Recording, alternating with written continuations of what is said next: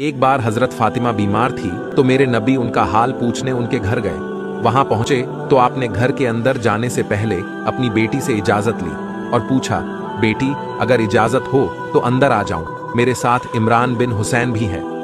तो हजरत फातिमा ने फरमाया, ए रसूल अल्लाह, मेरे घर में कोई बड़ा कपड़ा नहीं है जिससे मैं पर्दा कर सकूं। मेरे नबी ने अपनी बेटी फातिमा को अपनी चादर दी और फरमाया, ये लो, इससे पर्दा कर लो। हजरत फातिमा के पर्दा करने के बाद मेरे नबी अंदर गए और पूछा, बेटी फातिमा क्या हाल है?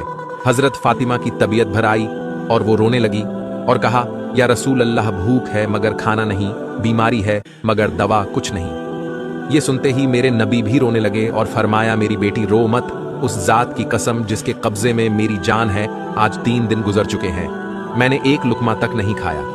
ऐसे ही मेरे नबी को सरदारी नहीं मिली, ऐसे ही मेरे नबी को रहमत बनाकर नहीं भेजा गया। मेरे नबी ने अपनी बेटी हजरत फातिमा से फरमाया, ऐ बेटी, तेरे लिए ये इज्जत काफी है, तू जन्नत के औरतों की सरदार है। सुभान अल्लाह।